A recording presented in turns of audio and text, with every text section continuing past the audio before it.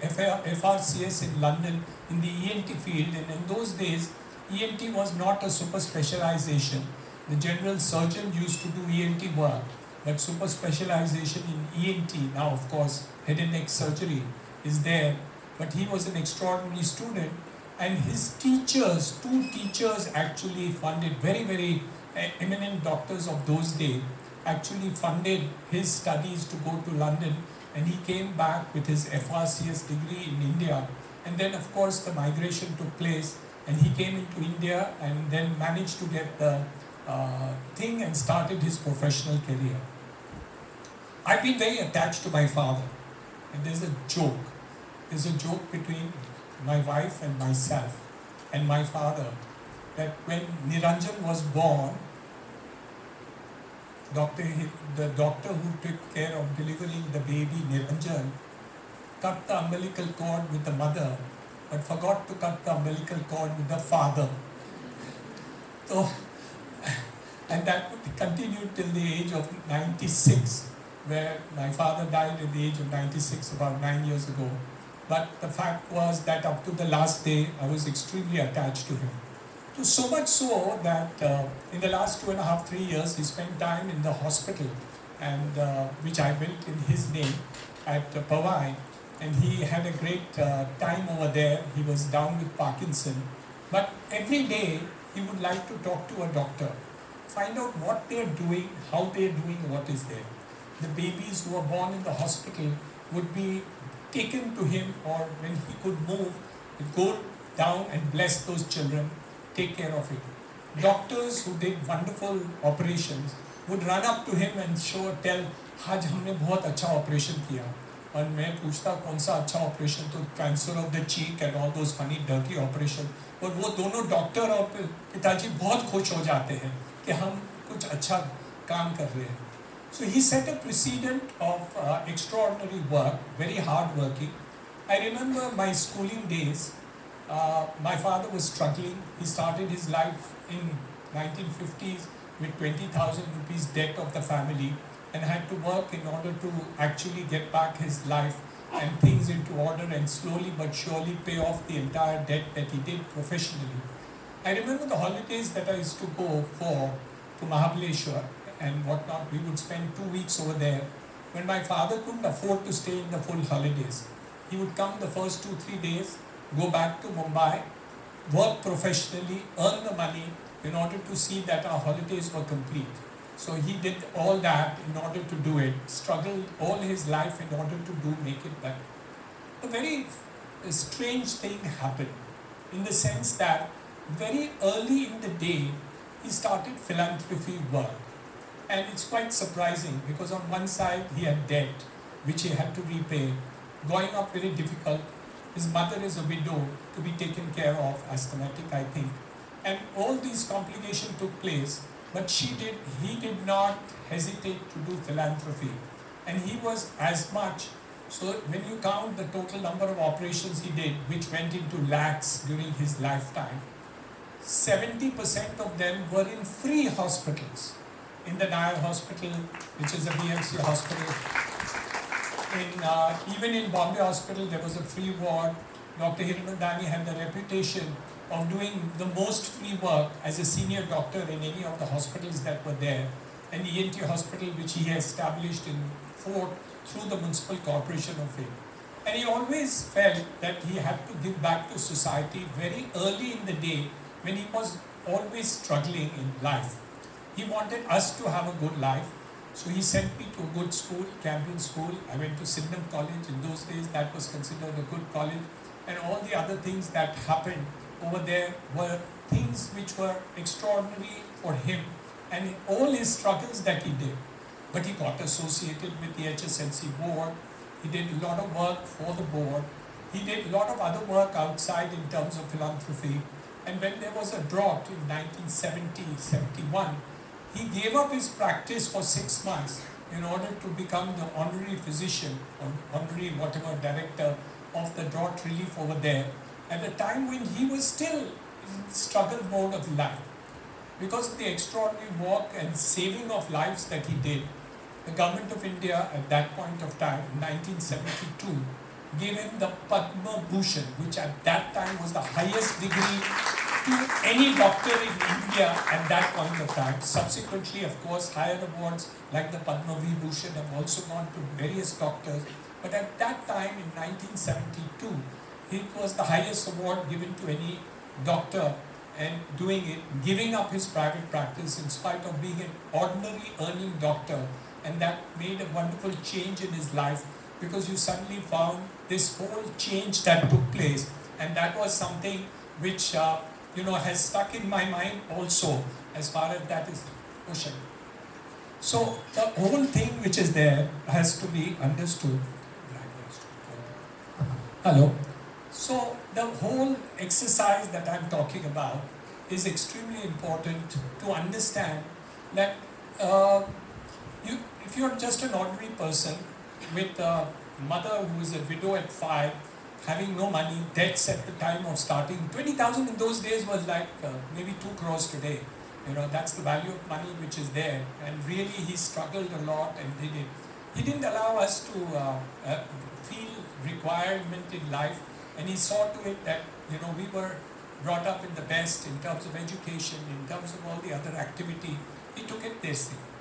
But the best part was that it was always a learning curve. At the age of 52, my age of 52, looking at what my father was doing, I decided something. And I decided that I would do hell of a lot in the case of the side of philanthropy. And I got associated in a very big way with the board. We set up schools in Powai and in Thane. We started other things like skill development and other things. And I thought I will give up the business of business and actually get into this, because my brother Surendra, who worked with me for 35 years, was there. His daughter was there. My daughter was supposed to join. My son, of course, was still far away because he's very young.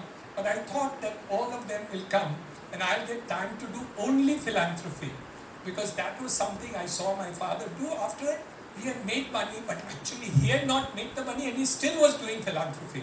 So for me, after I had made some money, I thought now it's okay, the rest of the family will really do the business of business and earn money, and I would focus on doing philanthropy. History chose otherwise. We had problems in the companies, in the real estate fire. My brother is shifted to London. In terms of his daughter shifted to London. My daughter shifted to London. My son is based in Dubai, though he works in India. And all this happened, and I realized with some problems in the companies and others, I had to still do the real estate as a business. I'm not unhappy about it, because that's a line which I built, and I love it too. So I continue to do it, but I always remembered what my father was doing. And that is why I spend, even today, at least 25% of my time, forget the money, on not-for-profit activity on a daily basis. So I do it every single day. We run, the HSNC board is one, we have 2 other schools, we have a hospital, we have other things also which we work on, and which is not really known to people. But all in all, it gave me a guidance of trying to emulate what my father wanted to do, which was actually give back to society when you have something. Money has no limit of earning, because you can keep on aspiring to be more. I'm told Mukesh Ambani wants to be not the richest man in India, but the richest man in the world, so even if you're as much rich as you are, there is no limit to what you can possibly monetarily apply for. And the second part of it became extremely important in my life, and it was my father's, I'm watching my father what to do. Here's another thing which I must share with you, especially because you're teachers. When I got into the real estate line, I suddenly found that people looked down upon me. Arey, builder hai, Dawood जैसा होगा, हाजी मस्तान और यूसुफ पटेल नायर होते real estate में उस जमाने. So I didn't have any reputation. But I'll share with you a story of my father. Many years ago, maybe when I was in school or college, I went to airport to pick up my father. He had just come from abroad. In those days, very few people went abroad. He had an opportunity to go. He landed at the airport. There was a senior custom officer who happened to be his patient or something. and he received him, and I was allowed to go into the customs area, and I went over there. As I walked into that area, I saw my father coming. In those days, the Havaldars used to wear half pants, chota pant.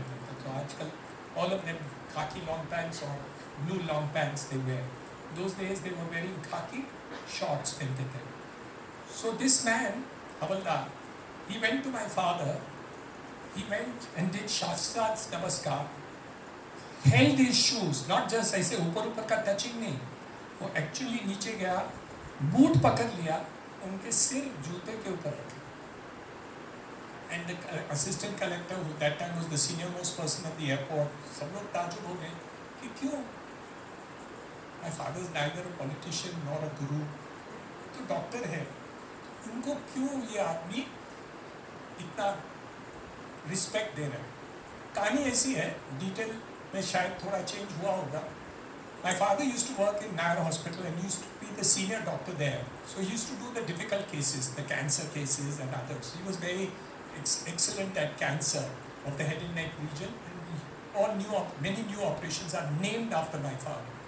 So he had finished 2 very difficult operations for almost 6 hours, and he was walking down the stairs of Nair Hospital, a free hospital under the municipal corporation. And his registrar, which is one of the people, junior boys under him, was bringing one child up the staircase, rushing to the operation theatre. So my father asked the doctor, the junior doctor, कि क्या हुआ बच्चे को? तो बोला उसका breathing नहीं हो रहा है, हम ऑपरेशन थिएटर में कुछ गले में फंसा हुआ है तो वो करना है, तो हम जा रहे हैं.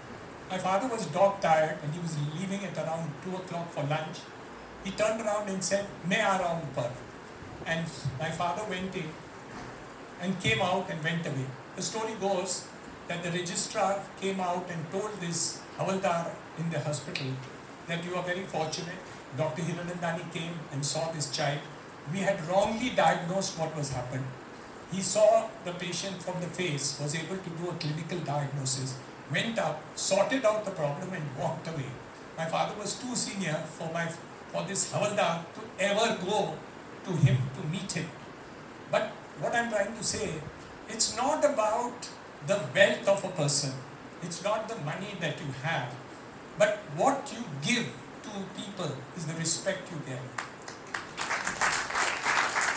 As teachers, you don't realize what kind of respect you can get. It is unbelievable that you can do. My father was a great teacher. He loved students and he would love to teach. So I want to tell you, my friends, my teachers, over here of all the colleges, you are actually the gurus who are teaching. And no matter what you do, that little extra effort that you put for the purposes of teaching is something which my father taught me. That if you teach and teach well, when you serve and serve well, you will always be respected.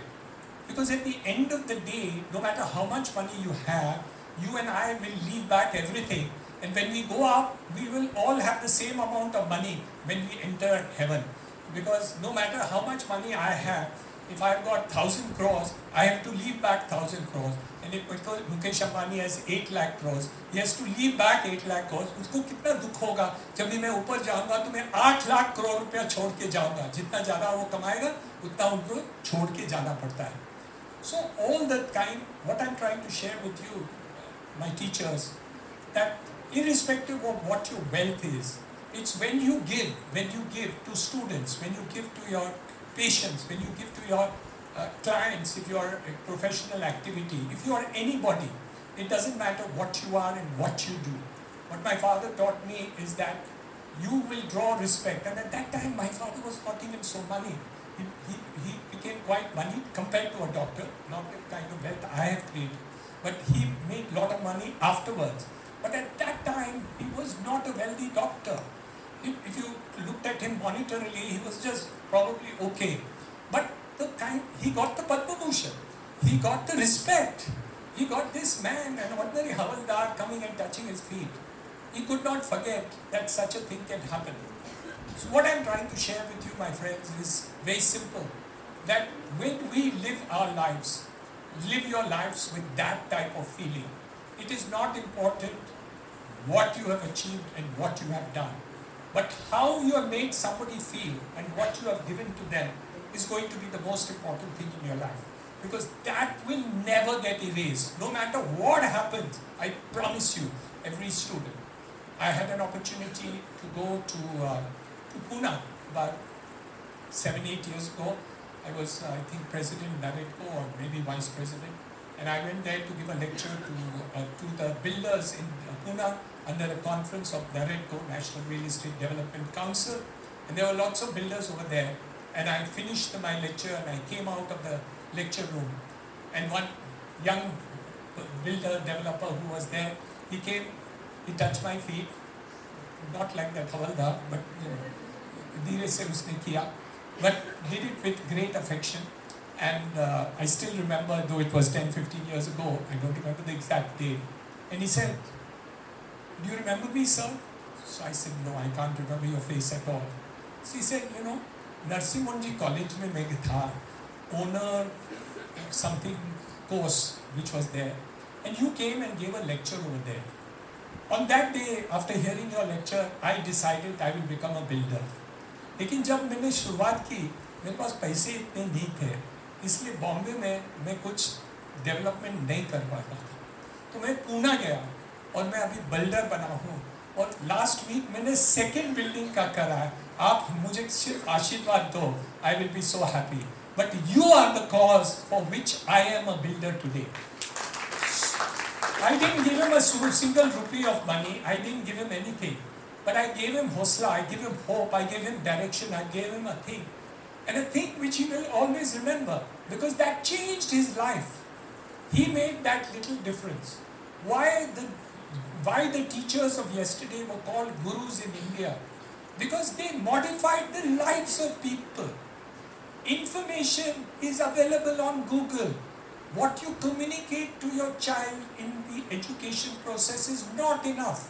We have to educate them. We have to teach them what is called sanskar. We have to teach them what they have to derive from what they are learning. That is equally important as much as you are doing. The child must feel that you are giving to them something more than what it is there. And if you give that little more, the love and affection and respect that you will get will never be forgotten. I remember my 5th standard teacher in school, Campion School. We were learning English. Short lady, Parsi lady, and we were talking and she was teaching English. And she stopped all of a sudden. And she said, "You boys," this was a boys' school, "you boys don't know how to speak good English." हम लोग Campion School, egoistic, हम लोग तो English बहुत अच्छी बात करते हैं. We are not like that रतिबती हिंदी schools. Sorry. वो ईगो था, गलत था, मैं मानता हूँ आज की तारीख में, माफ़ी चाहता हूँ आपसे. So we thought that we knew English damn well, and really, you know, we really did know English well. So what was this lady trying to do? She marched away and she said, "Sit down, I'm just coming back." We were all wondering because she was so angry. She went to the principal and came back after 10-15 minutes, and she said, "The next 4 lectures, I'm going to teach you pronunciation in English. The difference between pronouncing V from W, who." Small things like that she taught. I've got hundreds of teachers who have taught me after that. But I still remember that 5th standard teacher who taught me how to pronounce English correctly, and because of her, I speak good English and I pronounce English correctly. Kitni choti si baat. Not even the bloody part of the syllabus. It had nothing to do with the syllabus. But she felt that if you are an English speaking person and her subject was English, you should speak good English. ये एक feeling था. It had nothing to do with the syllabus, it had nothing to do with the examination, it had nothing to do with anything. It had nothing to do with us children. It was only her feeling कि हमारे बच्चे लोग जो बड़े होंगे और English teacher कुछ नहीं है तो मैं ऐसे सिखाऊंगी कि बराबर सही तरीके से आप इंग्लिश बोलेगी, जैसे ये हिंदी बोलती है वैसे मैं इंग्लिश बोलता हूँ, इतना ही फ़र्क है. करेक्ट?